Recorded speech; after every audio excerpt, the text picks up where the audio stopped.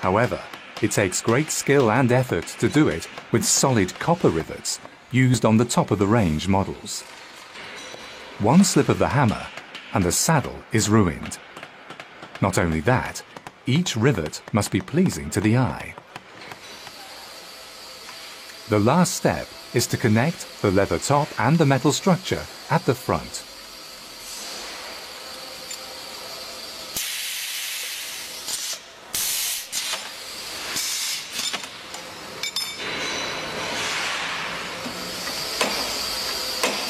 The nose area of Brooks saddle is a vital area because of the tension pin arrangement that we have at the front here. If you imagine the saddle to be like a hammock with the leather suspended on the metal frame, after a while of being used, the saddle begins to fit the person who's riding the bike perfectly, as in this case here. However, after a while, it'll be necessary to tension the saddle with this tensioning spanner. If you tension it around 90 degrees, then it should return to its original tension. Brooks is certainly known for its leather saddles, but the genius of John Boltby and his son Boltby Brooks invented and manufactured many other products for cycling, motorcycling, travelling in general, and much, much more.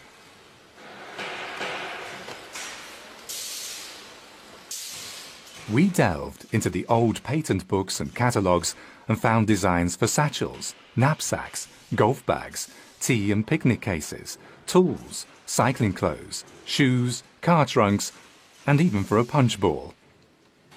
Craftsmanship, attention to detail, and authenticity are imperatives at Brooks when designing new products or reintroducing old ones.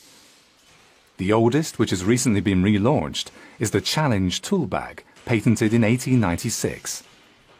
The newest is the leather grip, newly designed but totally respecting the Brooks heritage, leather, metal, and an ingenious idea to assemble the parts.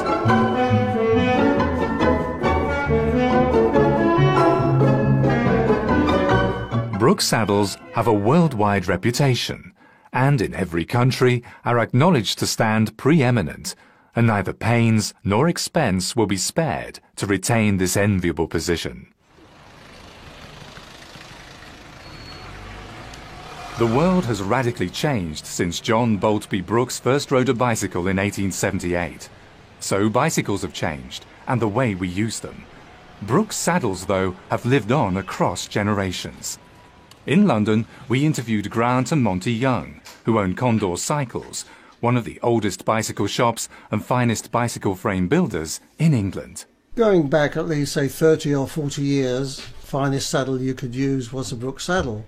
We had many teams riding Brooks saddles, such as the Condor Mackerson team, who rode the Tour de France, and also we had Eddie Merckx, and Tom Simpson used to ride a saddle, and also Fausto Coppi. The funniest thing was that when they changed their bicycles after one season, they kept the saddle. The saddle came from the old bicycle to the new bicycle, and they never wore out. I think the rider wore out before the saddle. People are using Brooks saddles once again for two reasons. Yes, it's a fashion. People love the retro look of bicycles, and obviously Brooks saddles that go with that bicycle.